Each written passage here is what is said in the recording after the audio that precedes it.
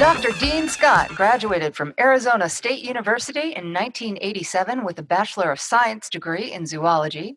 He did 4 years of hard time at the University of California, Davis Veterinary Correctional Institute and was released on his own recognizance in 1993. His business cards read that he is a BS DVM, so nothing he says is to be trusted. Having failed to overcome his masochistic tendencies, which were so tenderly nurtured in vet school, he went into the Army Veterinary Corps, where he was first stationed at Great Lakes Naval Training Center in North Chicago, and then at MacDill Air Force Base in Tampa, Florida. Dr. Scott left the Army Veterinary Corps in 1997 after 5 years when he learned that, in order to stay in the Army, he would be required to do more schooling, since apparently a doctorate is not enough. Dr. Scott worked for a short, ill-fated 6 months as a veterinarian in Arizona, after which he was offered a buy-in partnership at a practice he previously worked at part-time in Florida, where he has been ever since. He continues to work at MacDill Air Force Base once a week as a civilian veterinarian. Dr. Scott started the website funnyvet.com in 2006, where he posts new material every month. He has also published several books, including the Vet School Survival Guide, Notes from a Back Row Student, which is available on Amazon. Additionally, Dr. Scott has done illustration work from Christmas cards to logo design, the most recent being for the nonprofit group Vet Street in the United Kingdom. Lastly, he has written several articles for DVM 360, mostly about stress in the workplace and mental health in the field of veterinary medicine. Dr. Scott, thank you so much for being on the podcast. Welcome. Thank you. Thanks for having me. Well, can we start with just a brief story about why you decided to become a veterinarian? Why? That is a good question. Why? I know it was a long time ago. Yeah, it was. I was about. I think I was about 2 months old. It was a Monday. Now I understand I was pretty advanced for my age because I was being read to at a 6-month level at that point. But yeah, I mean, it literally was that long ago. But I don't think 2 months of age is a good time to make long-term career decisions. Well, I suppose if you're especially precocious, it's possible. Yeah.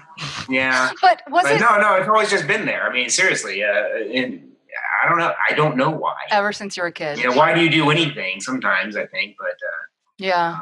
But yeah, it's just always been there. Okay. And what was your reason for wanting to become a veterinarian? Are there vets in your family or other doctors? No, not at all. Had very little.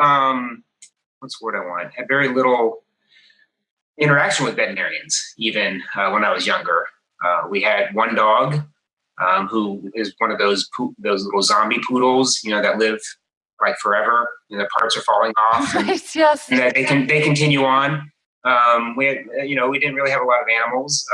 It was just one of those things. So it's sort of like the veterinary immaculate conception. You're just yes, yeah. It's, I mean, at one point or another, I wanted to be an astronaut and a cowboy. So I guess those dropped out, and veterinarian was left. So I went to high school and Arizona State, and hey, there's no vet school in Arizona. What do you know? Right, I know there is now. Well, and there might be there. So there's one. It's Midwestern. And Midwestern. That's around Phoenix. Midwestern in Arizona. That's like really far west, I think. But yeah, Glendale. It's not too far from Phoenix, though. Okay. But yeah, okay. So there wasn't a vet school at that time. So you ended up going to the University of California, Davis. I did. Yeah. I did. Yes, everyone says, oh, gosh, that's a great school. And I said, okay. It is a great school. And did you get in on your first try? No, second try. Oh, your second try. Yes. Wow. Yeah. So you really, really wanted to be a veterinarian. Yeah, I went to University of California, Davis because at the time it was the second least expensive school back in that time. Okay. And plus it was right next door to Arizona. So it was either UF or UC Davis. So moved to California and got residency. And applied, didn't get in, applied a second time, and did get in. So you moved to California and established residency before you even applied the first time? in order to get? Yeah, I believe so. Yes, I think Okay. that's because I graduated in '87 from Arizona State. And I got in class of '89 or class of '93, but got in '89. So there's a couple of years. Okay. So you were an in-state student. Mm-hmm. Oh, that's the only way to do it. I don't even know. It's already expensive how you would do out of state. I know. Yeah, that's what I'd like to know is, back then, did they have these private vet schools? Like they have, it seems like there's more and more private vet schools now. Maybe Mm-hmm. back then, the only private school might have been Tufts, but I don't know. Did Maybe. like St. George or St. Kitts, did those vet schools exist at that time? I believe so. Oh, I they think still so. did. Oh, okay. All right. I think so, but Yeah. Yeah, those are really expensive. yes. Yes, I did. I did the in-state one. It's expensive enough. I don't. I mean, even back then it was expensive, but boy, it's not like what it is now. I have a lot of sympathy for folks going through it now. Right. Do you mind me asking how much student loan debt you graduated veterinary school with? I actually had to ask my wife this question because I knew we were going to have this because Ah, I don't remember. She's the smart one in the family. She knows the finances and stuff. So she said about 72,000. okay. All right. Um, almost seems like a deal. If you're getting out with 72,000 Yeah. nowadays. Well, actually, and back then, I don't know what the average starting salary for veterinarians was, but at this point, it's about that much. I think it's like 76,000 as of 2016, The maybe. job, the job I was offered, the best job I was offered, because I know we're going to get into my bio more here, but the best job I was offered on the civilian side was 28.5. Oh my gosh. Wait, wait, Yeah, wait. So was that like the average back then? Because what I'm trying to point out is that yeah, 72,000, if you graduated with $72,000 in student loan debt today from veterinary school, you would have a 1-to-1 ratio of debt to right, income ratio, which is perfect. right, And you don't want to have much more than that, ideally, in order to live well and still pay your loans off. But right. you had I mean, don't make me do the math, but that's Three like to almost one, 3-to-1. right, right. And was that the average starting salary for I veterinarians? think it was. It might have been in the 30s, possibly, but Wow. this was. It was so you work 50 hours a week, no benefits, no vacation the first year. Um, I think that's all I can remember right now. But which is why I went into the army, um, because it was already better. Right, right. So it's just really interesting because in my mind, I had the impression that, 20 years ago, that vets came out of school with less debt and they also made more money. So their debt to income ratio was better than what it is today. But you're telling me that it was the same. I'm a sample of one, so I mean, probably have to talk to all of my other vet, people. I Okay. didn't stay in California, so I know a lot of them did. But that was actually a job in Arizona. Um, Yeah. You mentioned that was an ill-fated 6 months. Why was oh no, that? no, no! That actually came later. Oh. That the ill-fated came later. There's actually a lot of ill-fated moments, but no, the job that I would have taken if I didn't go into the army was in the White Mountains of Arizona. Um, the ill-fated one came after got out of the army. 6 months in there in Oh, okay. Mesa Chandler. Okay, my fault, my fault. So No, no, that's okay. we'll take it chronologically. So first, Sure. you went into I'll the jump around on you. Sorry. no, no, no. First, you went into the Army Veterinary Corps, and and you chose to go into the Army because it paid better. That's Uh-huh. that's why. Very, Okay. very practical people. We are. So yeah, I paid better. I worked 40 hours a week. I got benefits. Let's see, boy, I might be fumbling a little bit. I think it was 30 days of vacation a year. Wow. And I'm going to tell you right now, you couldn't use all of that because you also got, the typical federal holidays off. And typically if the federal holiday fell on Monday, typically you got Friday off. Wow. So how do you say no? I don't Yeah. know. I would. And one of the best parts of the Army, because they want you to be fit, you get to work out as part of your work week. Oh, I love that part. Yeah. Isn't that great? Yes. Yes, it's like Yeah. gym class. You Right. must go. Yeah. So, I mean, I did 5 years. I enjoyed the Army. I enjoyed the job. I mean, because you had military working dogs, we had a little research place at the Navy base. We had the privately owned animal clinic, and then we had the food inspection side. So if you didn't want to run clinics, I'll go drive up, when there it was Wisconsin, or and go do food inspection that day, and come home. And if you wanted to not do that, you go do clinics. It was great. Wow. So tell me this, because I actually interviewed an Army vet on a previous podcast episode. Yes. And he went into the Army right after vet school because he'd gotten a health profession scholarship. So didn't have those back in my day. It didn't have those. Oh, that's too bad. Yeah. But you just apply for this job? I'm just wondering, like, how did you find the job, and how did I don't remember the exact details, but I think you just go to a recruiter and they hook you up, and then you go through the process, the physical and all that kind of stuff. And they could never fill their quota, so they're always hungry for bodies. No kidding. So to speak. Oh, I yes, wonder if there's an age limit. There is. There is. I think, like, for the draft, most people it's 35. For veterinarians, it's 45. So that's another way that we get slighted. But yeah, I'm sure there is. I couldn't go in now. That's for sure. I mean, I couldn't go back. But, there's probably some vets out there who, maybe might be thinking of, hey, that sounds pretty good, 40-hour work week, got to exercise on the job, 30 days of paid vacation, full benefits, retirement, all that stuff. Right. You could just go into a recruiter's office and say, hey, I'm a veterinarian and I'd like to hear about signing up.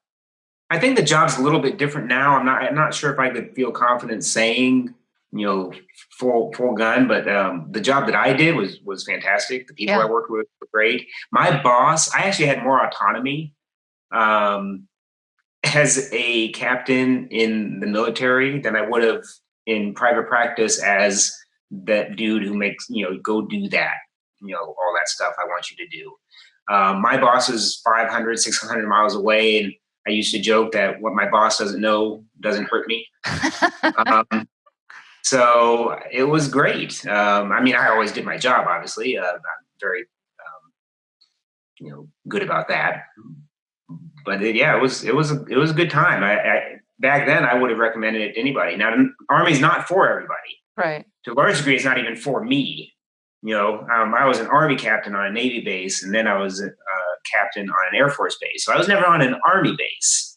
And, depending on where you were, if you were in Fort Leonard Wood, Missouri, for instance, not a lot to do in Fort Leonard Wood. There's they call it Fort Lost in the Woods, and there's a good reason for that. Right. So that's it. Once you enlist, you got to go where they tell you to go. You go. Yeah. They always ask you where you'd like to go, and then that's for sure where you're not going to be sent. But at least initially, they know you're, what's the word I want? They know you're new to being a veterinarian, so they don't really, they put you in a position that you're going to, this should be good for you. And they don't send you overseas, right away. There's nothing like that. So both of my 2.5-year runs were in state. So it was great. Nice. And you great experience.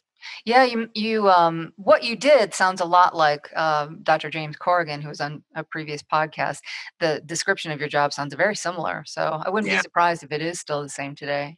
But you mentioned that and he also mentioned this, that in order to stay in the Army, you have to go on and specialize beyond your DVM degree, beyond your doctorate degree. And he specialized in preventive medicine. He became board certified in that. And the next step, I suppose, because that's not enough. The next step. Right. Yeah. Yes. Yeah. It's not a doctorate's not enough. Yeah. So that's what he said. He had to keep going in order to stay in the Army. That's actually why I didn't. Well, I saw the limitations in the Army, at least for proceeding further than I was. I would have stayed in 30 years as a captain in the Army if they just kept me there with commensurate increases in pay, of course. but I would have stayed forever in that job. It was a great job. I would have done it, but you have to get promoted in the Army. And so your job becomes more and more not that, what you started with. Right. You become more administrator and things of that nature. Okay. And you have to go back to school. And I'll tell you, that school burned me out of ever any formalized education process. I couldn't even garner enough energy to go do a 1-year public health, kind of thing. That would have been enough. Some people actually get business degree. They go do a master's in business. Yes. But no, just no. I'm smart enough. I'm good. I like that. That's what I think too. I don't rule it out, but because you never know. But I see what you're saying. Oh, I love learning, but I don't. The conferences are tough for me just because it's that same sitting in lecture for hour after hour. 5 days of I don't know what level of Dante's Inferno that would be, but it's somewhere around 6 or 7 probably.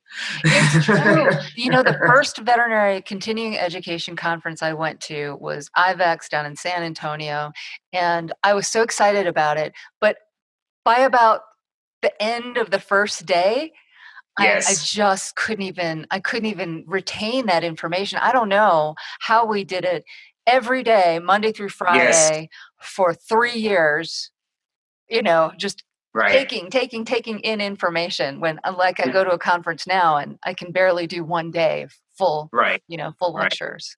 So now tell me then, after you left the Army, what is this ill-fated 6 months as a veterinarian in Arizona that you speak of? So my wife is Arizona's her home base. She's been there since she was first grade, I think. And so wanted to get back there. And so I went and interviewed at 10 different places. Wow. And I took the best one and it was terrible. I took the best one and it was terrible. Now, I may just make poor choices in life, but I was supposed to be placed at, oh gosh, I'm getting my geography confused. But anyway, I was supposed to be in this one town, Ahwatukee. Supposed to be in Ahwatukee. So once I took the job and all this, ended up being moved around from Mesa to Chandler to Ahwatukee. So spending a day here, stay there, and stay a day here. And it was a salary with, commission, production, manager of production, something like that. Yes. And so I'd never made anything more than, base salary. The place in Ahwatukee in particular was quite hostile. They didn't want me there. They didn't schedule anything when I was there. It was awful. It was awful. Were you a mixed animal or small animal at that time? Small animal. Small animal. So it was just like a toxic work environment. It was like it was a I don't know why I was hired work environment. You don't need me. No, Chandler and Mesa places were fine. But it was also one of the places was quite competitive. Not intentionally. It was just the way they had the production thing set up. It made people competitive. Okay. So, for instance, I'm a big believer in if something needs to get done, I'm going to go help and do it. And so I saw that they were really busy, and I jumped in and did a case one time. And I didn't realize I ticked off the other person who was coming off shift, so I was coming on shift, kind of thing, because that should have been their case. And they should have been paid for the production. So what I did was I went and I changed it from me having seen them to them having seen it, so they got credit for the thing. And I told them that. I said, that wasn't my point. My point was I was just trying to help out because I saw I was busy. Clients needed to be seen. It had nothing to do with anything else. But that was the kind of environment that they had created there. And that's not good. And I wonder if other places are like that with that production kind of issue. Right. So this was it was a one owner owned multiple hospitals? Yes. Okay. Yeah. He was fine. He was doing fine. He was I don't even know if he much practiced. He just kind of went in between, and you know, but yeah, no, that was terrible, and that was the best one I could find. That was the best job I was offered. So you when you say it was the best in terms of Uh, well, best the offer? location, Awatuki, Okay. which was a thriving community at the time. That's where I was supposed to be, though obviously they didn't even want me there, so I'm not sure how that would have worked if I'd been there solely. It the hours, the benefits. I don't remember specifics at this point, and the pay all worked out to be the best. I mean, I went to one interview where, because I don't do ear cups. I went to one interview. Boy, he didn't like me. I didn't like him. We went through the motions. It was so awkward. I went through the motions of showing me around and stuff like that. But it's like, yeah, it's not going to work here. I went to another guy who he wanted me to take one of the Myers-Briggs personality tests, which I was fine with. I could have told him I'm an INTJ. I had been an INTJ. Me too. Yeah, right. Oh. Yes, we're a very small minority here, and but that's fine. I took it. My argument to him was, because he says he does this for everybody, because he looks to see who will work in how it works in with the other personality types he has, and I'm like, okay, sounds really scientific. I doubt it is, but so I did it, and then I asked him to see his, because right back at you, it seems to me I need to know what your kind of personality type is, so I understand, if we're going, hey, you never saw it. Yeah. He wouldn't show you his. No, he wouldn't know. That's bizarre. Show me yours, I'll show you mine. Oh. And I went and I actually did interview there, even after all this, and place was dirty. It was like, so again, I took the best place, and another place, just for fun, since we're talking about it, another place, and I actually did a cartoon of this, where, let's see, so the owner was showing me around. Their son was the other veterinarian. Their mother-in-law was the office manager. Oh, his wife was the receptionist. Oh, no, you see where I'm going? Run. And then his daughter, I think, was the groomer. And I'm like, oh, are you going to adopt me? I don't know how this works. So these were the choices I had. I've heard veterinarians say, if the practice is like, it's owned by a veterinarian, but the office manager is the spouse of the veterinarian, just don't even go there. Just go. Right. It's just going to come with lots and lots of drama that is just going to make your life harder. So this place. Yes. Ooh, yeah. I don't even remember the others. I just don't. I remember that. I think they weren't memorable. Yeah.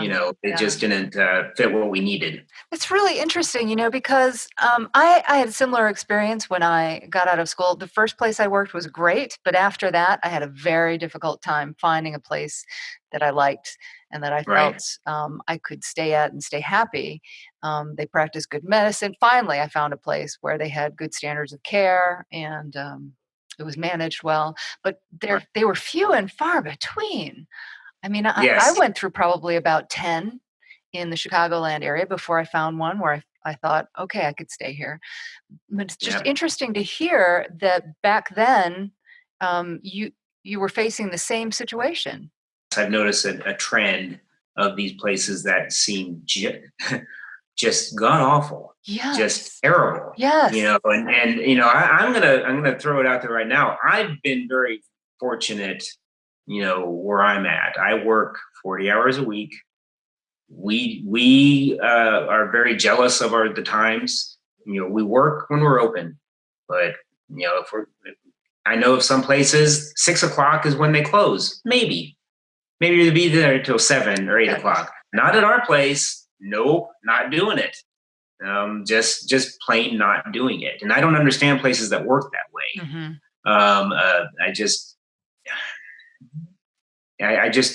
I think that's one of the the way practices are managed, and I'm hoping this changes as people in my generation and all kind of fade out of, but it seems like there's very much a money grab, in some of these practices, and I think that leads to the abuse of the new vets and things of that nature. And my argument is you can make money in this profession and still have a normal job hours. You can do okay. You show up, do good medicine, you work hard, you move on. But the practices that I hear sometimes just they're not healthy. They are not healthy ways of doing things, and so much of it seems like it's driven towards, well, this is the way I did it, so this is what you have to go through kind of mentality. And I think there's more, and I know there are a couple of podcasts you talk with some folks who have a healthy, they have, my staff, I believe my staff has a life outside of my work, and they deserve it. They need it. I need it. And if I can do it, I'm not going to ask anything more of them than I would do. And, I don't think that gets acknowledged in our profession, from an employer point of view, enough, where they think that, you're just a body. We'll use you up. We'll throw you out. We'll get somebody else. That makes no sense to me. Right. No, take care of them, cultivate them, help them. Yes. And it just treat them like human beings.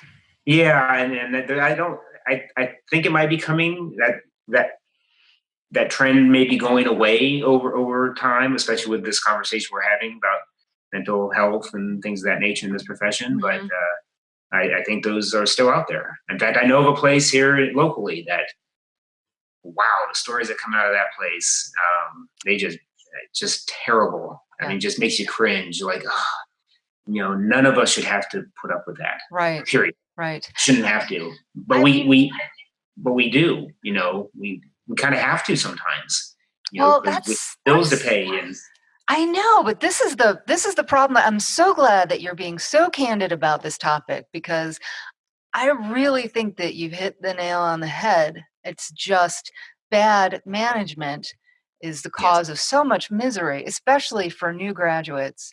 And so, saying that, if you feel like you have to because you've got all this debt and you have to take a job and because you have to pay your student loan, but because new graduates are taking these jobs, it's like it's allowing this cycle of abuse to perpetuate. I would really like it if graduates were coming out of veterinary school with a lot more self-respect and a lot more confidence and better boundaries, and that they would, because sometimes you can tell by the contract. You can just say, this contract is ridiculous. It's a zero-sum contract, and I'm not going to sign it and walk away.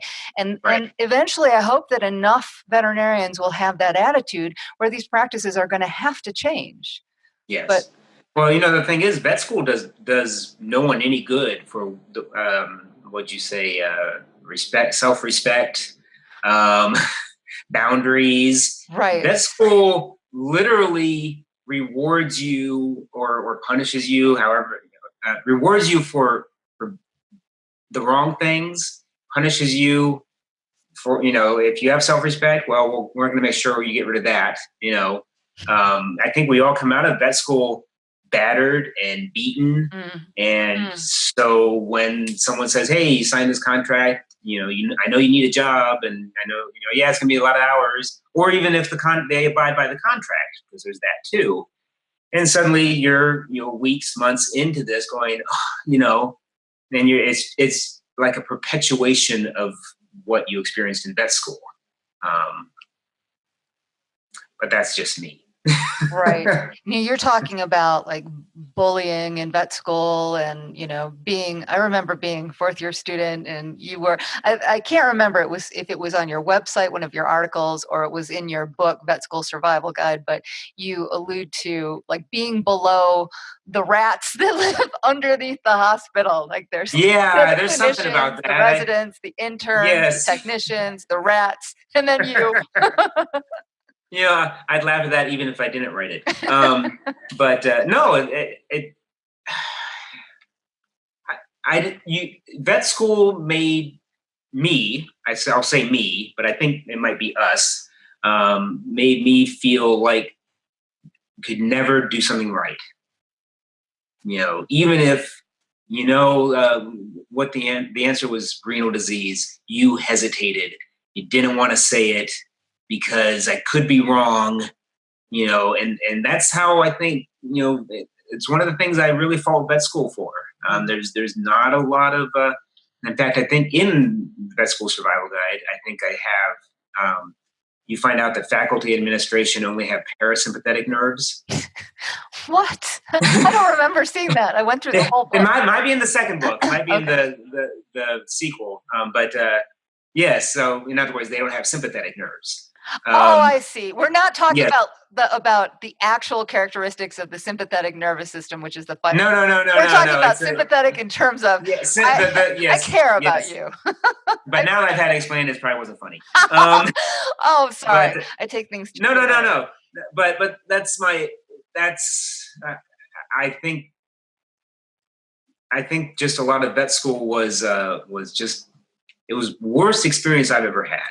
Wow. Just people ask me, well, would you do it again? And it's funny because I saw this question bandied about around graduation. Would you do it again? Mm. And what I found interesting was how many people hesitated before answering. Yeah. A lot of people said yes. And, I would probably say yes because what else would I do? I don't know. But that hesitancy speaks volumes. Would you do it again? Well, now, to be fair, I will say that a lot of people who have become successful in whatever field, for instance, an entrepreneur, right? Somebody Mm-hmm. who's become very successful entrepreneur, they will say things like, if I had known what I had to go through in order to get here, I don't think I Right. would have done it. And Right. I don't know how I did it, and I don't think I could do it again. But I think a lot of things are like that. Not to say that vet school wasn't very, very difficult.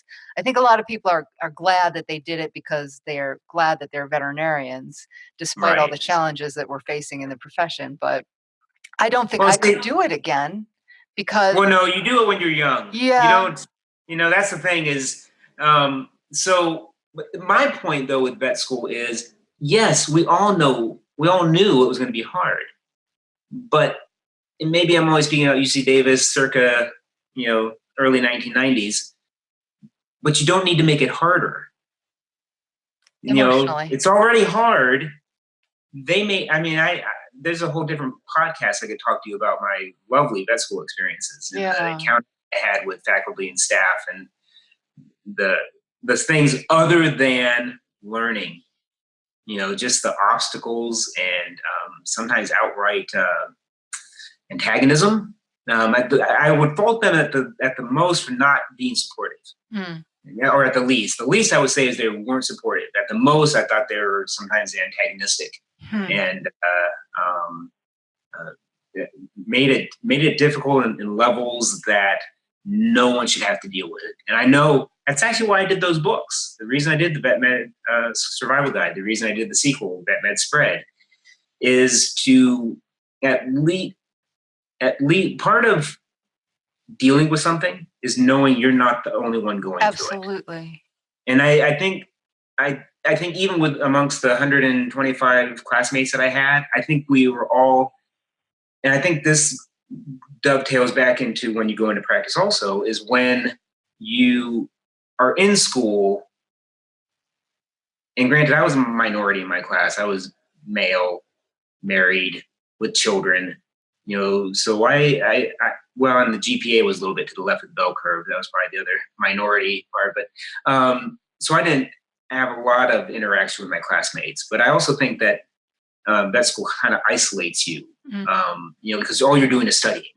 You really have nothing outside of what you're doing. And certainly there are groups of people who, group together and manage together and stuff like that. And I think that's great. And I think also, though, when you get out of school, all your practices are single doctor practices. Yes. Maybe there's a couple of doctors, maybe, right. But we're all kind of isolated. I couldn't tell you, I don't really relate to a lot of the veterinarians in my area. We don't hang out and stuff like that. So that I think that whole thing leads to us, when we're kind of isolated like that, just because you want to hang out with other veterinarians after you leave work. It's like, I don't. I do. Probably not. I love veterinarians. Again, talking to a terrible introvert if I don't want to hang out with anybody after work. But I think that single practice isolation and things of that nature, we're so independent. We're so independent that I think it works against us. Because we do feel like when the client is being mean, and abusive and stuff like that, that we think, oh, I'm just a terrible person, or I'm, and yet if we share those stories, if you'll go, okay, it's not me, and that's been my whole goal in doing those two books, was I saw I think everyone has their own struggle. Everyone has their own thing they're going through. It may not be what you're going through, but everyone's having a tough time in vet school and after. And if you share in those, and now me, I of course always want to put a humorous spin on something, so if I can do that also, hey, that's ideal. And also I do what I do because I want the pre-vets to have some understanding, which I don't think they do. If you look at the pre-vet Facebook page, I mean, I'm like, they just got their heads down. They're just like, I need an A in organic chemistry. And I don't want to hear anything like right. Just tell me how to get an A in organic chemistry. And then the step after that is get an A in biochemistry, But I think some of it is managing. I think a lot of what we need to do in this profession is manage expectations. So with the pre-vets, I think, if they kind of know, and, so for instance, one of the pre-vets was quoted with the vet school survival guide. They said, it scared the crap out of me and made me laugh at the same time. Right. Yeah. And yes, that's exactly what I want. But I like to scare the crap out of them because that person's more prepared as far as I'm concerned for vet school. Yeah. They will at least be, because when you go to vet school and, I don't know, the residents being pissy, and the clinicians being sarcastic and mean. I'm fumbling for words here, but it's not. Understand, it's not. That's just what don't take do. It personally. No, don't take it personally, right? And then when you get out into practice, don't take all those things personally. Right. These are, That's the hard thing, though, because so you and I have similar objectives, because I'm writing books that I'm trying to let people know what the reality is going to be, because I don't feel like I had a realistic idea of what my life was going to be. It was just, I want to be a veterinarian, and then I got into vet school, woohoo, and then I became a veterinarian, and then, oh my God, what the hell, and by then it's too late. We're like Bambi before the gunshot. Yeah. Right? We're like, oh, but the hard part is, and then it's like, mother. But nobody, like Bambi didn't want to know what was coming. I don't know. Right. I mean, if she had known, then perhaps she could have averted the disaster, perhaps, right? So, but it's hard because they're just so focused on accomplishing the goal of getting into vet school. That, and they don't want to be dissuaded. And neither of us are trying to dissuade, but there's some really important things about the reality of this career that people need to know before they start this career. They need to they need to be ready ahead of time so that they can. Well, I think the process of getting into vet school rewards that behavior, though. It does. I mean, because I'm gonna pick on UC Davis because I'm allowed. So UC Davis, if you go on their site, for instance, what they require for volunteer work or animal experience, 500 hours.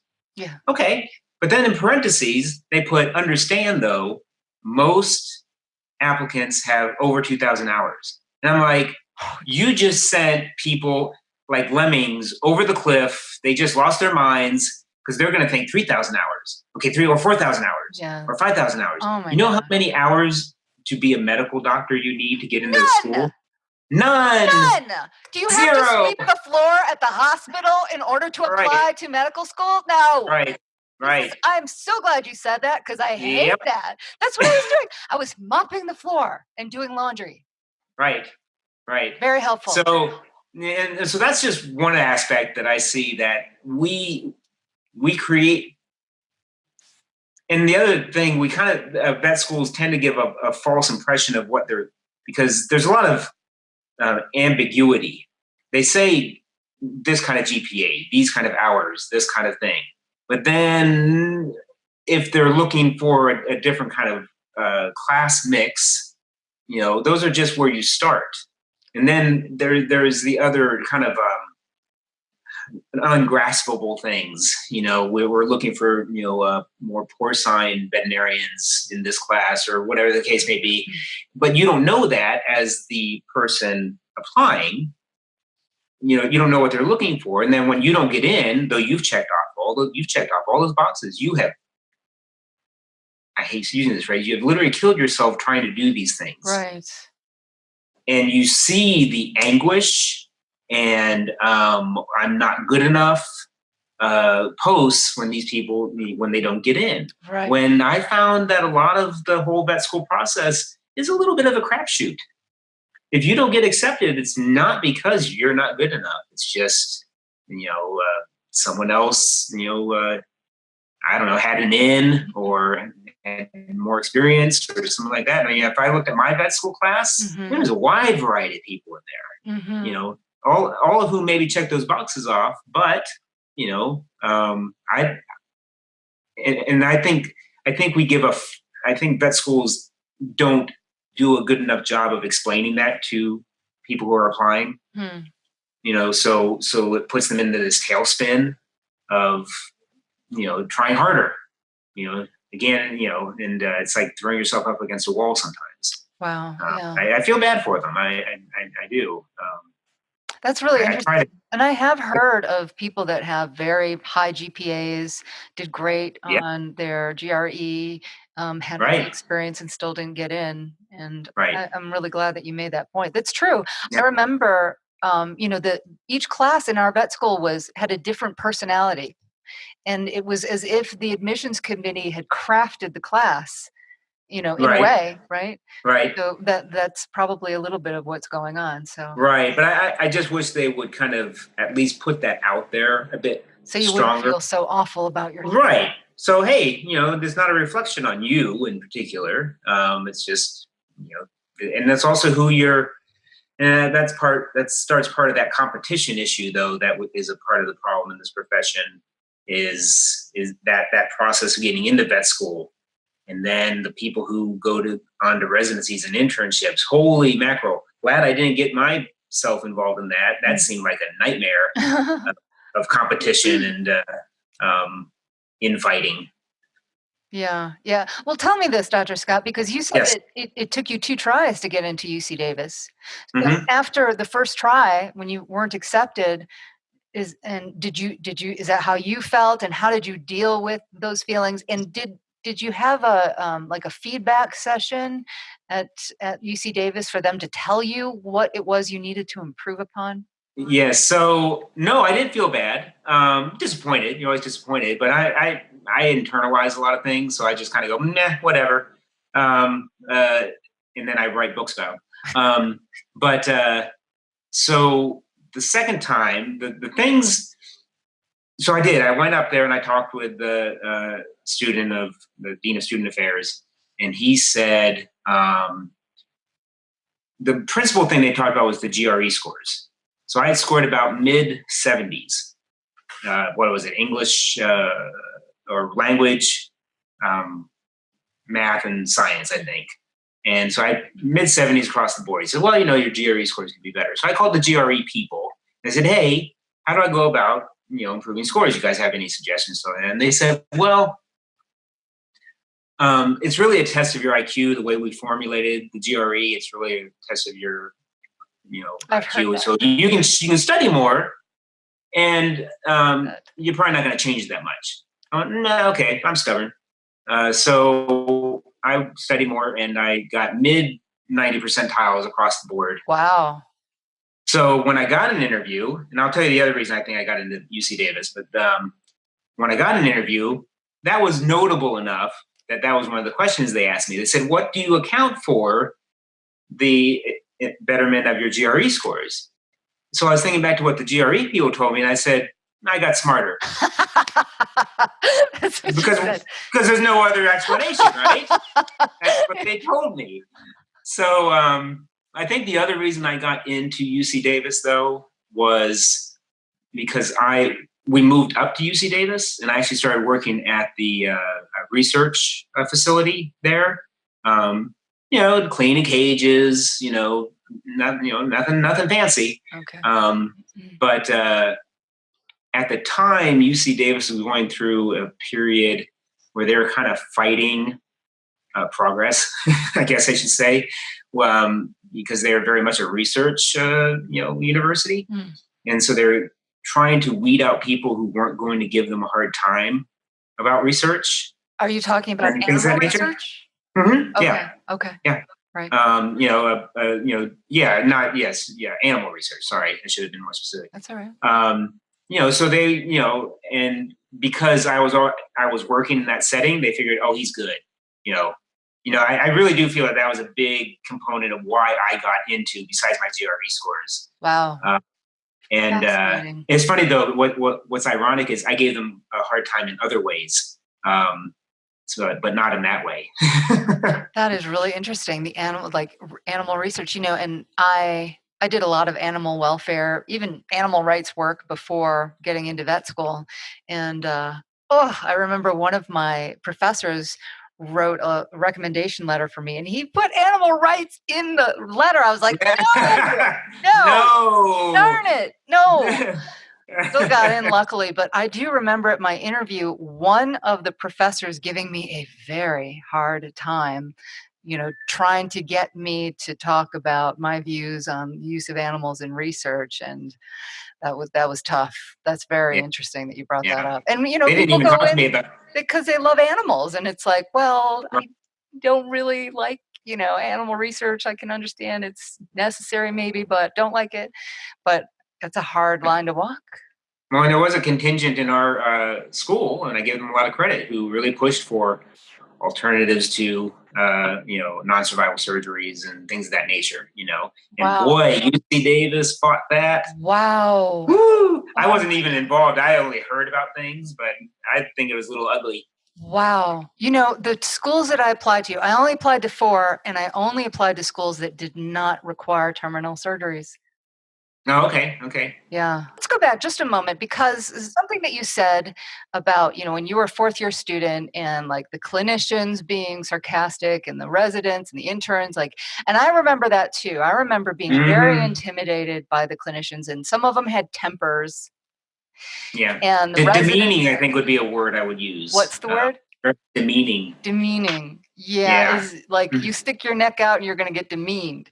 Right. So I remember that, and I remember some of the residents were not very nice. No. And, but I want to say this, because I have since interviewed a few academic clinicians, and I've come to learn that really, I think that part of the reason they were like that is because their jobs are really hard. And it's like, I remember when I first started practicing, I had so much pressure. I had nobody taught me how to, supervise a support staff, and, to do all the other things that are not related to medicine that you have to do. And it was very stressful. And I had multiple support staff complain about me that I was mean. So, but it was because I was under so much pressure, and nobody had taught me how to handle the soft skills side of veterinary medicine. Mm-hmm. And Mm-hmm. so I can kind of understand why the clinicians, and especially like the residents, when you get out and you're so insecure about your own abilities, Right. and you're just trying to put up a shield to say, I am good enough, I am a doctor, so that might be Right. part of it, I think, Right. and they're Yeah. also overworked. Sure. Yes. Agreed. I agree. I guess I approach life from the point of view of, if I get stressed, I try to make things easier for everybody. Mm-hmm. Because making it harder for people doesn't make it any different for me. I'm not But advocating. however, making it better for people Yeah. actually makes it better for me. It does. It does. And I trust me, I was not a military dude in the Army. I mean, so yeah, I could have been stressed about it. Sometimes maybe a little, because there's so much rigidity. But I fight rigidity, and I looked at it from the point of view of, I'm going to be myself no matter what uniform I'm wearing, and that's just the way. If that's not going to work for you, oh, okay, sorry, But and I just always try to make things better for people around me. So even with my staff currently, I tell them, I said, look, we're here to work. I say, if we can have enjoyment, even minor here and there, because we all do get stressed. And if we can have some enjoyment or work more in the context of work, absolutely. What else can you ask? Yeah. And so that approach, and yeah, I hear what you're saying, but I even sometimes with clients who have gone to 11 over something that's a 3, and then they might apologize later. I always have a hard time with that, because I'm like, yeah, I don't think you should have. I don't think that was necessary. Right. It didn't help anybody. No. But that's just me, and so I'm putting my own internal way of looking at the world. No, I think you're right. I think you're right. I think you're absolutely right. And I'm not saying that this explanation excuses the demeaning behavior. Right. Yeah. No. I understand. But I don't think that, some of us are better at it than others. And I don't think that, where during the course of our education did we get taught how to work in a stressful situation without being mean to other people? Nobody taught us how to do that. Right, no, Maybe you've got a natural talent, Dr. Scott. I think you Oh, probably God. do. And part of it is because you're easygoing, you're not one of those type A perfectionist people like a lot of people who go through vet school and onto, internship and residency are. So I think those kinds of people it's harder for them, to see. Yeah, no, good point. That's a good point. You're right. Maybe I'm not being completely fair, but I guess when I was the victim, oh, sure. I wasn't looking to be fair in my judgment. No, me neither. It's just, I'm just wondering, and I'm not trying to point the finger at anyone. I think you're right. No. I think we need to, but I think a lot of us need some training, some sort of coaching to learn how to work in this stressful environment. And still, I think vet school and the veterinary profession, and it's so funny that I'm going to use this word, needs to be more humane. I don't think it's humane to itself. If you're talking about animal rights, we're animals. I think we deserve some rights. I think we deserve some welfare, thrown our way. Yes. It's not all for the 4-legged feathered, creatures and stuff. I don't think we throw enough of that thought process towards ourselves, and towards each other in this profession. Yeah. Absolutely. And like you, I'm hoping that's something that's going to change.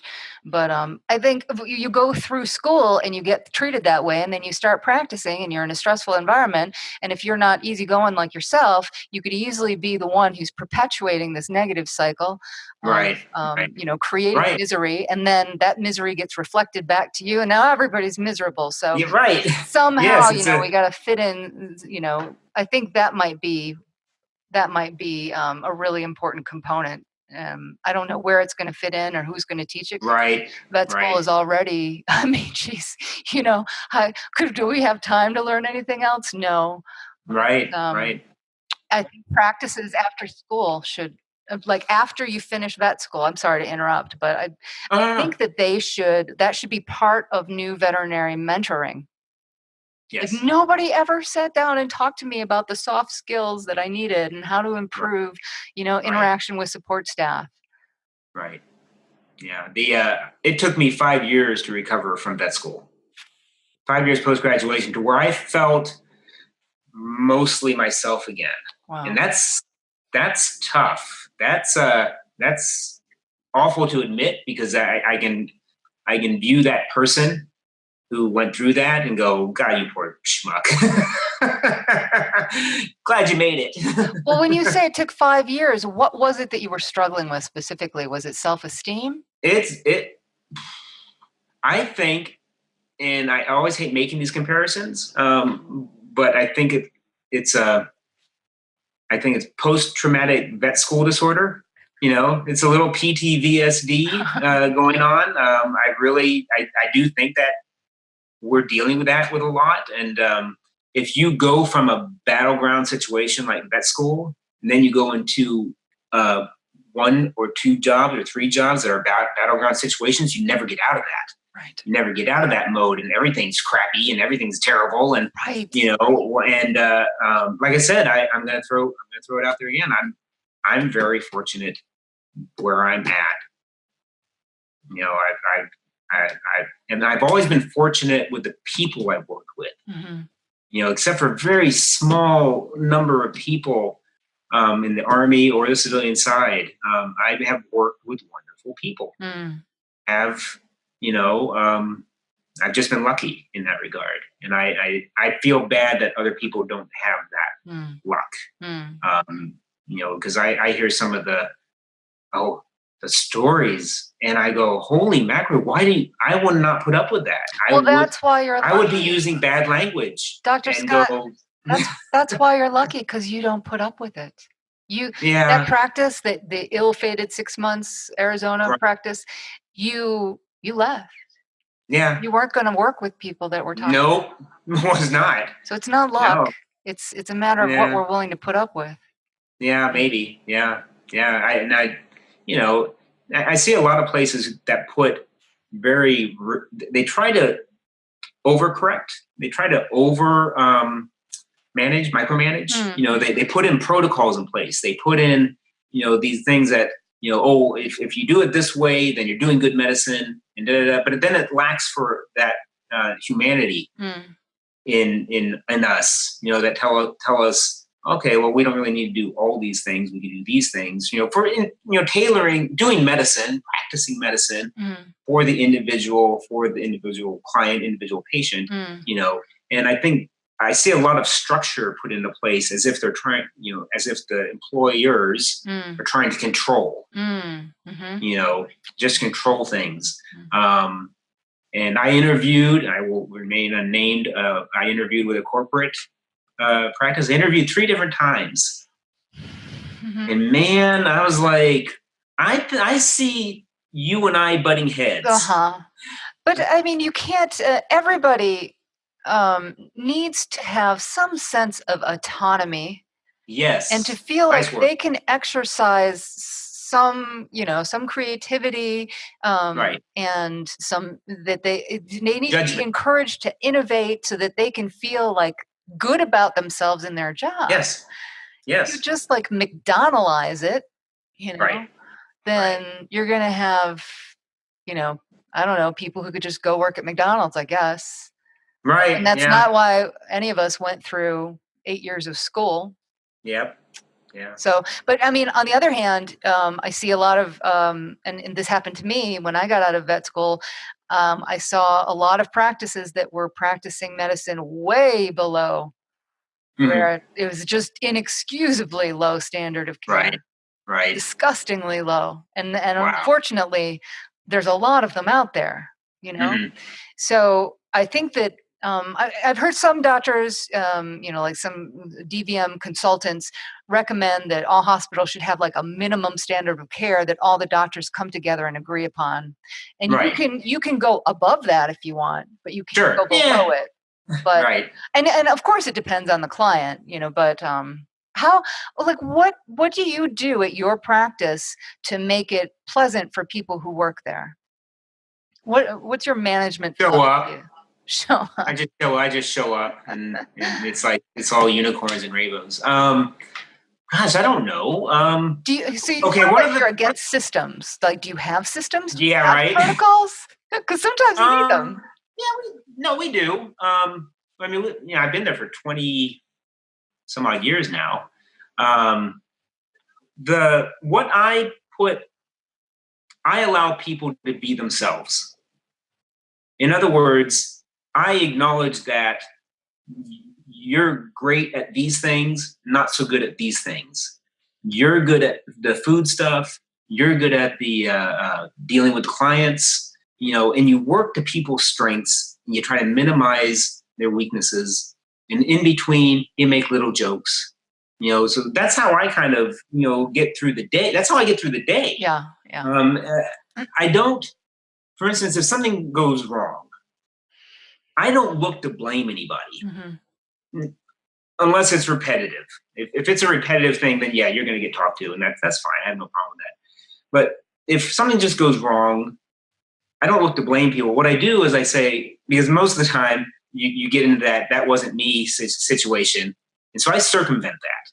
I go, look, I don't care who did X, Y, Z. Mm-hmm. I'm going to tell each one of you this is what happened. That really shouldn't have happened. So now you all know. Now you all know. And so that shouldn't happen again. And I think that works better than coming down on or trying to pin down the person or yelling at everybody. Mm. I'm not a yeller. Mm. My staff has rarely, have they ever seen me angry? They might have. Yeah, maybe once. But I don't think getting angry with people solves anything. Mm-hmm.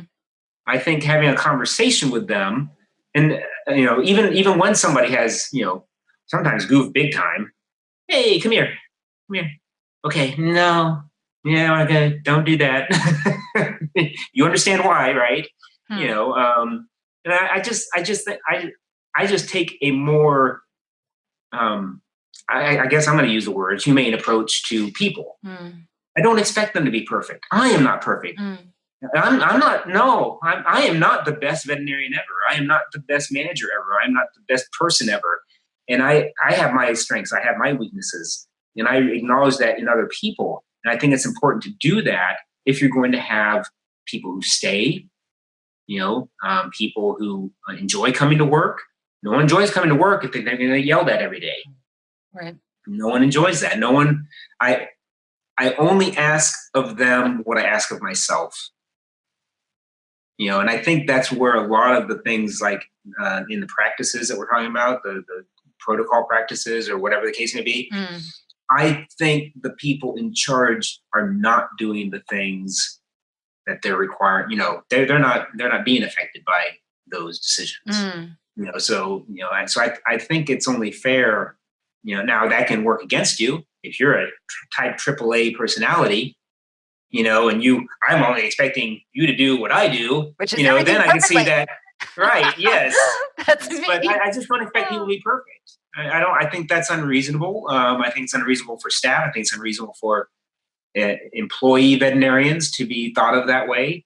I think it's unrealistic. We already beat ourselves up for things that we think that we failed in or that we didn't do a good job in or we could have done better. We already do that. Right. We don't need somebody else there saying, oh, well, did you talk to them about the shampoos that we have for sale? No, I was talking about Cushing's. I wasn't thinking about the selling a shampoo or whatever, So that's what I guess I bring to the table. I don't want to go to work going, this is awful. I don't want that. And I don't want that on my staff. And that's why I try to make it as easy for my staff as possible. We're here to work, but yeah, but hopefully we can enjoy each other's company during the day. We can have a sense of humor, make a few jokes. Oh my, I don't know what I'd do without that. Right. I know. It took me 4 years though to be able to have a sense of humor at work.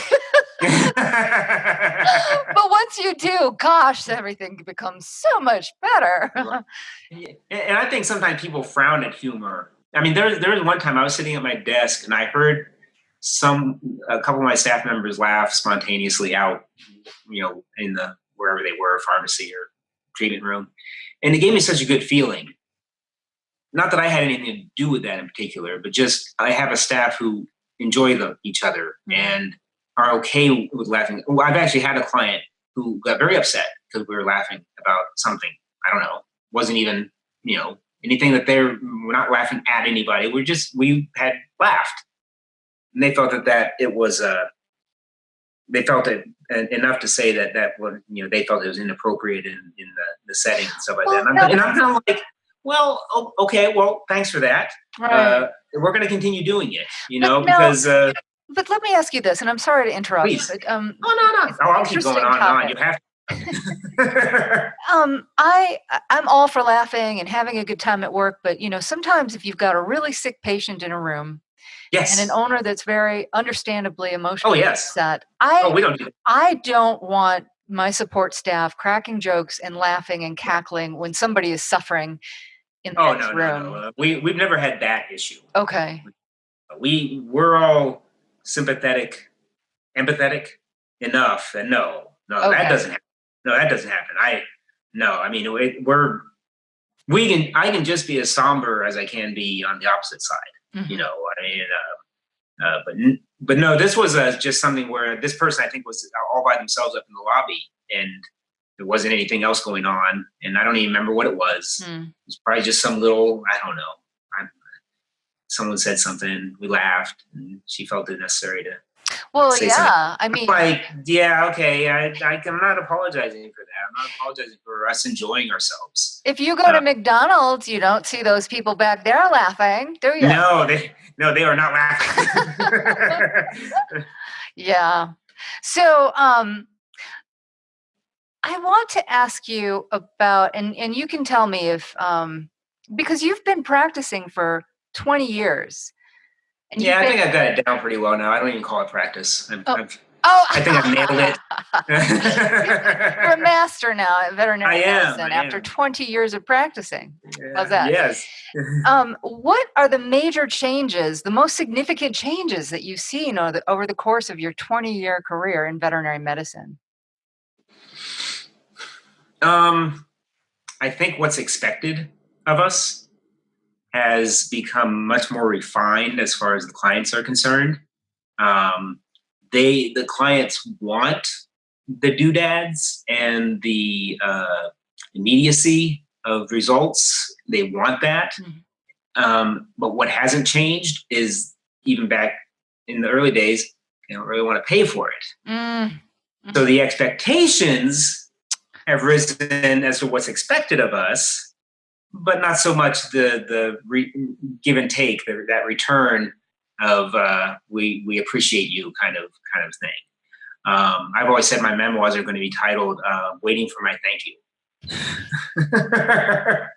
But I also think the internet has been an amazing detriment to our profession. How so?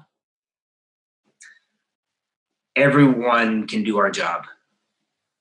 They think they can. Yeah. Right. That's what I mean. They, Dr. Google. And I'll tell you this was a great story. Had a physician come in, a human doctor, with his dog, and dog had PUPD, and he said, the owner said, I think he has diabetes, and I felt like telling him, well, every layperson thinks their pet has diabetes. That's like the go-to diagnosis. And he says, so I think he has diabetes, and if I'm right, I want you to hire me to work here. You think you, Mr. MD, Dr. MD, you think you want to work in a vet hospital? Okay. So first of I'll all, give you a job right now. Yeah. So first of all, this is not how any of this works. And oh, that's funny. So, and now here's the reason. He said he's tired of dealing with people. He had the same, he was equally misinformed as many of Right? us are before we become vets. So here's the punchline. Okay, well, we're not having that conversation, but we'll work your dog up and stuff like that. And it ended up being kidney issues, not diabetes. So we weren't forced to hire him. But but doctors are my favorite clients. My favorite. I usually don't have a problem. I don't have problem. Nurses, I have more, and I should say it this way: people who profess they are nurses. Sometimes I'm not so certain if they actually are nurses. Right. But to get back, so the internet just not only do people come in with preconceived notions as to what the problem is. Mm-hmm. So you not only have to get to a diagnosis, you have to get past. You have to run past their pre-diagnosis and tell them why that's not what it is. Mm-hmm. And that's just it's just a roadblock that I would have to say 20 years ago probably didn't have to deal with. And then the terrible bullying nature that the internet provides, the platform it provides people to say whatever they want behind the safety of their keyboard, things they wouldn't say in polite conversation in front of somebody. Mm-hmm.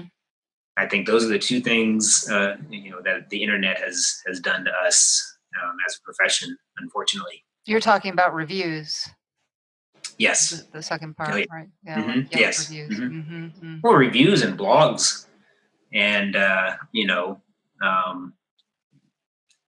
got. I won't even use their names, but there's definitely some .com places out there that seem to think that we are all like the devil. I don't want to use their name because I don't want to give them any kind of let me go look that up. No, don't. Right. Leave them alone. Yeah. And it's funny because it's supposed to be the information age, but I would like to call it the misinformation age. Yes, right. Because nobody seems all that concerned with getting things right anymore. Like, no, it's just my opinion and that's good enough. And it doesn't matter if the facts align or not. I don't know. Oh, yeah.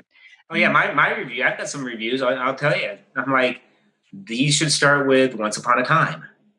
Because that's not what happened. That's not. Yeah.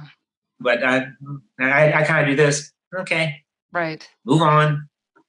Right. Now, let me ask you this, because I think another problem that a lot of veterinarians have is they work for a practice where the practice allows clients to mistreat their employees. Clients that become abusive. Yep.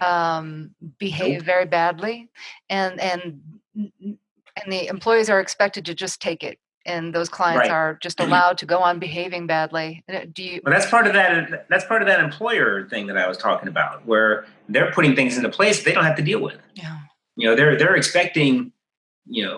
If you as the employer just take abuse from the client, then I guess it's fair for you to say, well, I guess all my employees should take abuse also.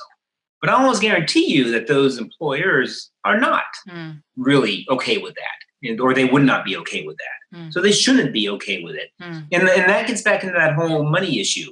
A lot of that is, they're going to go, we're being held hostage to some degree. I'm going to go write a bad review. I'm like, my opinion is, go ahead. You're an adult. The biggest problem with the internet is what used to be said was said amongst neighbors. Oh, I can't believe what this vet did, and I'm never going back there. They just used to say it about their neighbors and all that. But now there's this forum out there that just seems to expand on that, and we allow that to influence us. And I don't think that's right. I don't think we should do that. I don't think employers should ever expect their staff to be abused or to just take it because of potentially, they may not come here anymore. They may write bad reviews about us anymore. That gets into that whole thing of when they are not customers, they're clients, whereas the customer in a retail setting is always right. My opinion has always been we're a medical facility first. Yep. Period. period. Amen. And you will get your butt fired. I have written more than, in fact, I sometimes enjoy writing the divorce letters. Oh boy. I haven't written many. What's funny is I haven't written many, and I do think we still have, I think, an unacceptable level of what we put up with. Mm-hmm. I still think so for you to get fired from my practice, boy, you must have, good for you. Good to you, overachiever. You really did it there. And I still think there's a lot of things that we just kind of put up with because it's kind of standard abuse. Like, okay, I've heard that one before. Whereas if you get really creative, then you're probably going to get fired from the practice. And I don't think that's done enough. I don't reward bad behavior. I plain don't. If I have had situations where someone has demanded something, and I always approach things from this perspective. Let me hear what you have to say. Let me see if it's valid. If we messed up, I'm always the first one. You usually don't have to tell me. If we messed up, I'm going to be the one that goes, "Hey, sorry. We're going to make this work. Going to make this right." I'll be the first one to do that. I have found over the 20 some odd years that I've been doing this, though, most of the complaints are based on perception or a whim or fancy, or sometimes just something even completely fabricated. And if I've got someone who is just losing their mind over something, and I want this in return, you're probably not going to get it. I don't, because I find there was a rep that I had actually one time who said, these people are yellers. If you follow them around, they yell at the cashier, they yell at the food server, they yell at you. You feel you've done something wrong because you're being yelled at. But no, that's just a behavior that they've learned that works for them. And I don't reward that behavior. Right. I just don't. Right. I've had people who I can tell, and this is so terrible because I've been called insensitive for this remark, but I view it as kind of primate behavior. Whereas if they had palm fronds that they could grab, I think they'd be flinging it around. It's the kicking dirt at the umpire, kind of thing. Because I've had some people who actually came in with what I thought was a legit complaint, and then they keep expanding on it. Oh, I didn't like your tone. I didn't like that person's body language. They start getting into all this other stuff. And I started thinking, okay, you don't actually think that your initial complaint was enough. So you're going to, I've had people go, and 9 years ago, this is what happened. I've had people do that. And I'm like, I don't even know what to tell you at this point. What do they want? Are they demanding refunds or? Normally it's money. Yeah. Normally it's money related. I can't even think when it's not been money related. It's usually all revolves around money. And again, I'll be the first one to rectify something if necessary. I'll be the first one to apologize. I'm sorry I did not call you at the end of the day.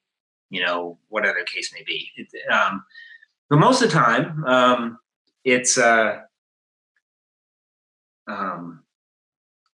just I'm always a big believer in, if I've got another adult in front of me and they're upset about something, if there's nothing that I feel I can reasonably do or without saying, oh yes, you're right, receptionist A was completely wrong, because she wasn't wrong. I'm not going to tell her. I'm not going to say, oh yeah, she was wrong. We'll make this work. I'm not going to do that. That's not right. And I have to live with that receptionist A. But because people will say, I'm not coming back here again. And I'll be like, okay, that's fine. You're an adult. There's the car. Let me help you open the door. I don't, I view those things as tactics a lot of times. I view, and I hate talking this way because it all makes it sound like they're always negative things and stuff like that. But I'm just talking about the ones that you kind of have to interpret. What I don't do is what I think a lot of our fellow veterinarians do, which is to take it personally, which is to go, oh, I did something wrong and stuff like that. And I find most of the things that I've dealt with, are not things that we've done wrong or could have corrected. I'm sorry we closed at 6 and you weren't here, and now you're banging on the door at 7:00 at night. This was one of them, and you're mad because we didn't stay to wait for you. I'm not sure even what to do with that. But I found 2 people who say, I'm not coming back here again. They come back. Do they? That was just something they said. That was a tactic. It was something they said. Wow. And I think a lot of us go, oh no, they're going to say bad things about us. And I'm like, yeah, they might. Yeah. But are they real things though? If there are valid things that they can take away and go complain about, I'm usually fixing those. But if they're not valid things, then feel free, go talk to your friends, go online. I have no time or energy to waste with fiction. Unless it's Stephen King.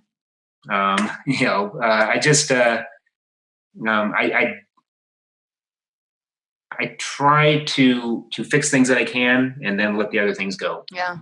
This is a question I would recommend future veterinarians ask potential employers. Do you ever fire clients? How do you handle abusive clients? Right. I think it's really important. You need to feel like you can not encourage that bad behavior. Well, and then I usually stop it at the beginning too, because it's not just abusive clients; it's sometimes entitled clients. Entitled. Because yes. when how do you handle entitled clients, Mr. Employer? This is where you start getting the boundaries. I've had someone come to me, and the first time they've been in, and they said, "Well, can I get your cell phone number?" And I'm like, "I'm married." No, I love that reply. And I said, no. She goes, well, the last vet I had, in case emergencies come up and things like that, I could call them. And I'm like, okay, no, not doing it. I'm not doing it. I'm not doing those things. I have certain parameters that I always feel if I can offer something to everybody, I'll do that.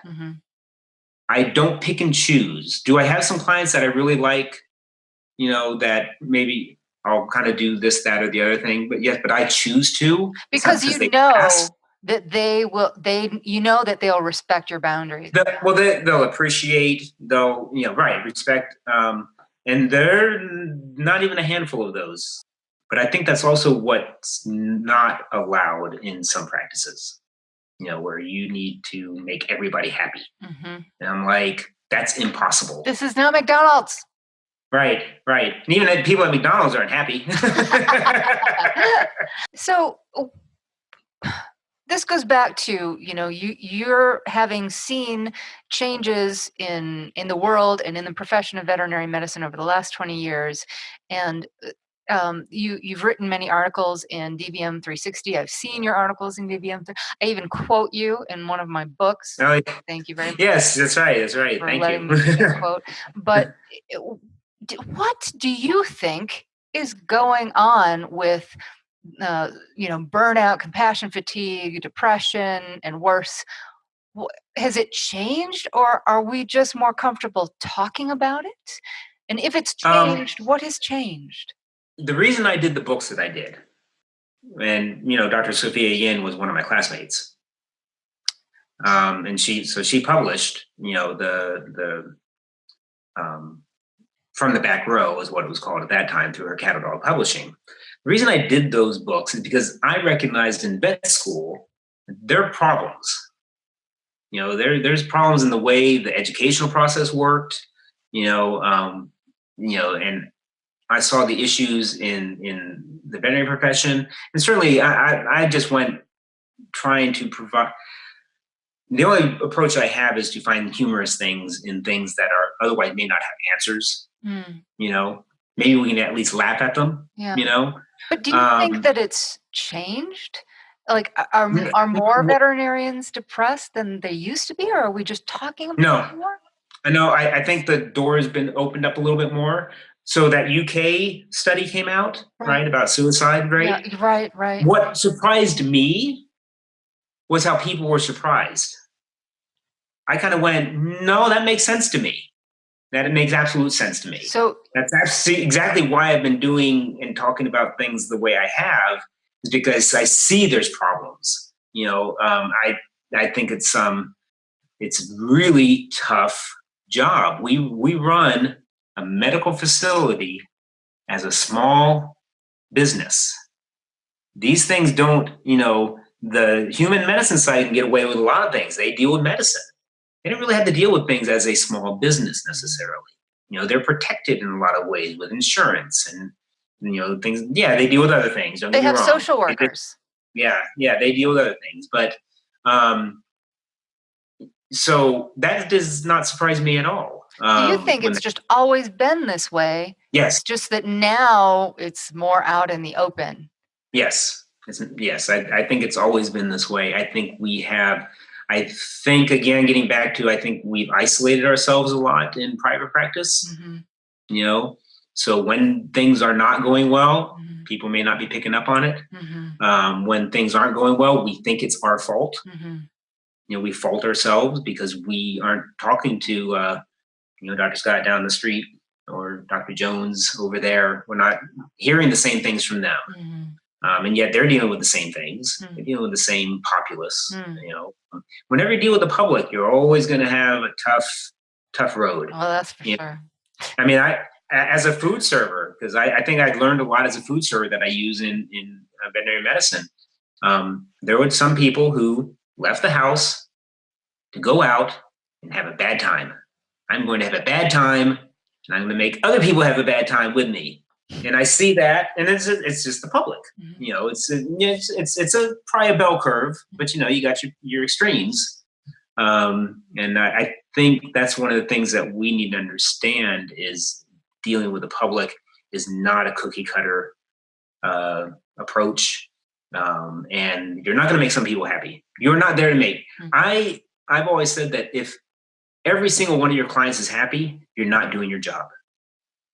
And I know that may sound opposite of what people think, but I think sometimes you have to make your clients unhappy. I don't mean by not doing what you're supposed to. In doing what you're supposed to, you're not going to make your clients happy. I need you to come in and do a physical exam. I have not seen your pet in a year and a half.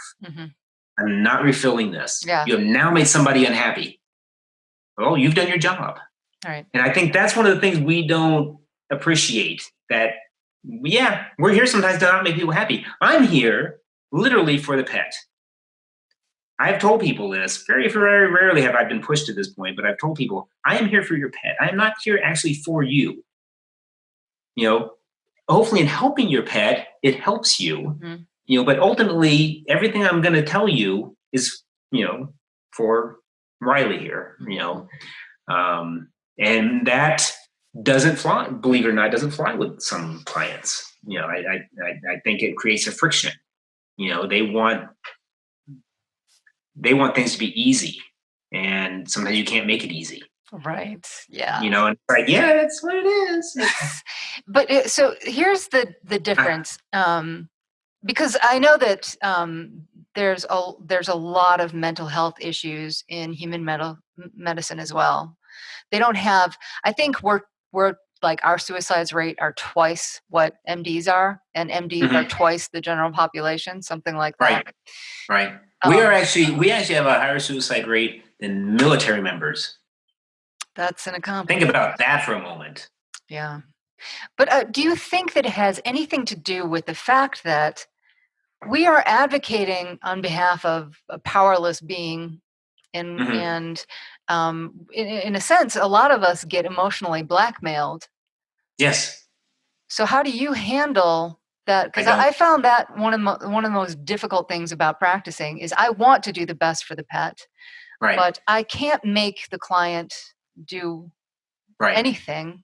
Right. And the client may also say they want what's best for the pet, but because they're not willing or able to pay for it, they then make it my fault. I am greedy. I am money hungry. I don't Yep. really love animals. I'm Right. just being a veterinarian for the money. Right. He's like, honey, Right. I would have been an MD if I were in this for the money. Trust me. But they I do that. And that I find a very, very difficult part of being a veterinarian is the emotional blackmail. How do you handle that? I handle it by not handling it. My job is to advise. Their job is to do it or not do it. That's their choice, completely their choice. I've often said that um, you can't care more than the owner. You will care more than the owner in many cases, Mm-hmm. but you can't. You can't. You can't go home with them. You can't make sure that they're giving the medication. You can't take that home with you. Mm-hmm. They're autonomous adults who are, you do what you need to do, and I do. I kind of do this. Do I We want know them to do? this rationally. We know this. Mm-hmm. But Yeah. what do you do in the exam room when a client is at it's a a 3-year-old dog with a bloat, needs Right. emergency surgery. Client doesn't have any money. Right. Um, and what do you mean? I mean, I can't afford $3,000. Are you going to let Right. my dog die, Dr. Scott? Don't you love animals? Yep. And what I say is those folks who get in bad situations like that, Mm-hmm. where they have my complete sympathy. I tell them too, I don't have the ability financially to do what needs to be done. I don't. That I'd hate to be in your situation. I think it's awful, but this is all that can be done. And I literally don't. I don't acknowledge what they're I saying. see. Does that make sense? I don't say, Yes. "No, I do love animals." No, Yes. no, I'm not in it for the money. Yes. I I just like that. I go this way, I like that approach. and I just because they have my sympathy. Yeah. You know, um, you know, because it happens a lot. A lot of people they get a pet, and it's fine when everything's fine, but when things start going wrong, becomes a problem. Mhm. I will always advocate for the pet. If I can, I have done. I don't think a lot of folks quite appreciate how I know how much I do, and I would say I'm probably more on the low end of the spectrum than some of our fellow veterinarians who do more. They do more time. They donate their time or product or whatever the case may be. They go above and beyond things. I do that to some degree, Mhm. but I always do it with my choice. Mm. My choice to if I think it's something that's helpful for the pet. Mhm. But I don't think most clients understand that you have veterinarians, veterinary technicians, staff, everyone is usually going above and beyond, or usually doing more than the client even realizes. That they really are not charging you maybe for all of that, Mhm. or not charging for this or that or the other thing. They're not doing that. Mm. They're not doing it. And if I can feel I can do those kinds of things, I will. I don't even tell the owner sometimes. I don't even tell them I'm just going to do it. Right.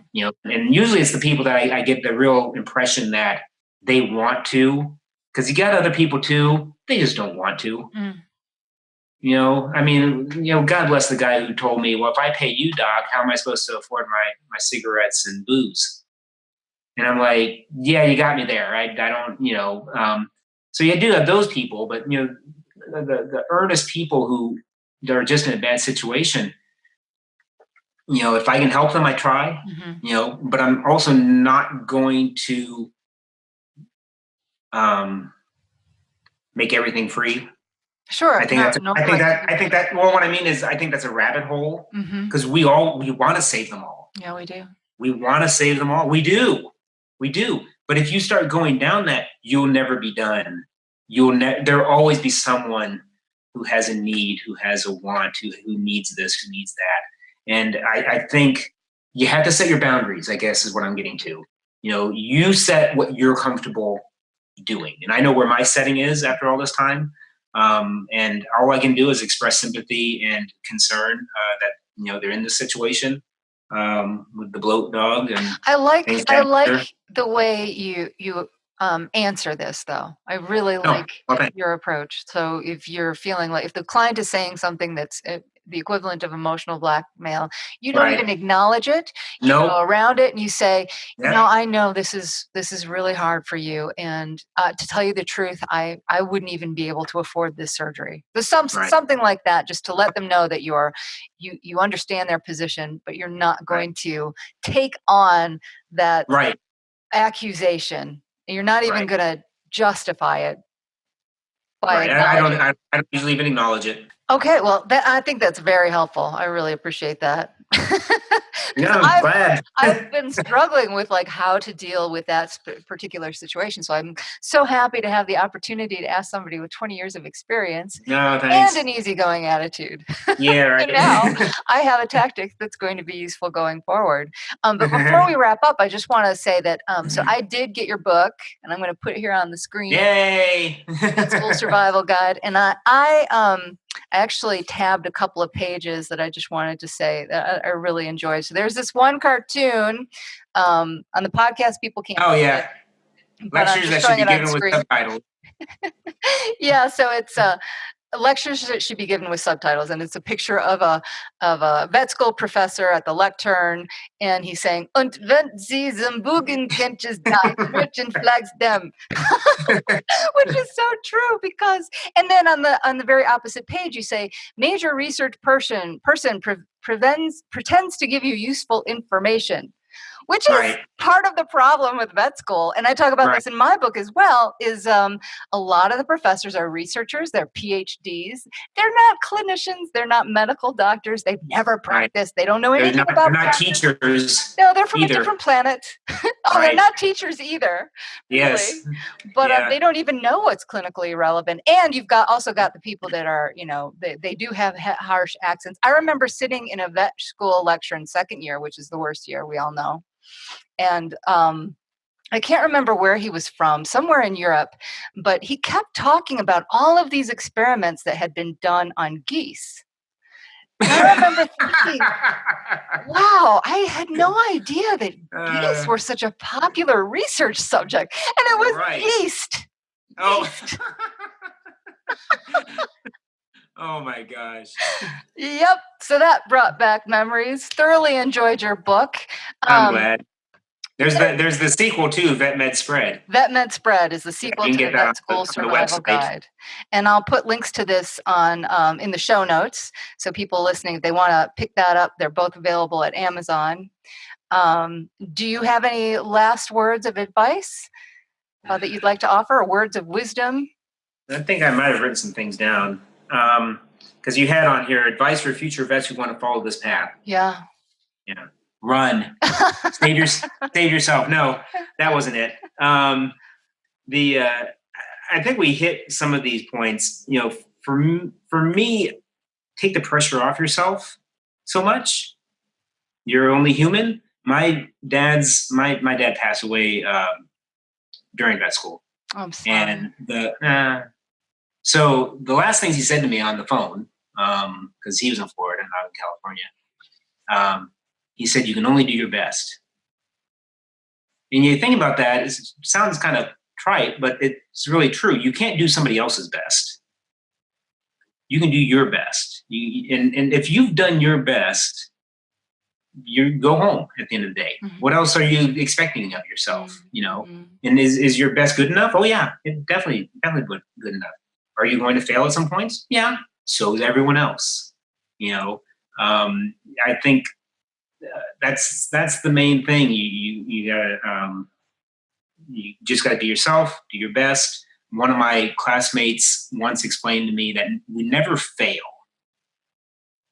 He said, we flail, we're in there, we're fighting, we're doing our best, we're flailing, but we only really fail if we just stop trying. That's when we fail. And it sounds a little tiring because some of us feel like we're flailing, all the time. But, I think that might be the definition of life. Indeed. So, It is Anyway, indeed. Yes. that's my last words, I guess. Nobody learns anything without making mistakes, and like Right. success is made up of many failures. Yeah. I think that's one of the things I think pre-vet students need to get, and I think vet schools need to do a better job of. Because in vet school, everything seems to be geared towards, if you do these things, everything will work out. And it's like, It's not true. it's not true, but not boy, they true. sure make you believe it. In vet school, Yes. do these things, this, then everything will be okay. And you find out very quickly, oh no, that's not the case. That's not how real life works. Yeah, and that's the thing, is that's not how medicine works. I mean, I've got one of my office manager's sister right now has had so many tests done to find out what's wrong with her, even gone to an infectious disease specialist. They still don't know what's wrong with her. Yes. So when you've done 2 tests and you've got an angry client in front of you, you kind of have to go, hey, I've done my best. There's other things to do. Just try to get through the day, try to get by. Yeah, I like that. Just don't be so hard on ourselves. Oh my gosh, we are so hard on ourselves. Yeah. I think that's fair. I think it's okay to do that up to a point. Yeah. All right. Well, okay. Dr. Scott, thank you so much for being on. No, thank you. Thanks for having me. I thoroughly enjoyed our talk. All right. Yeah, same here. All right. You take care. All right. Bye.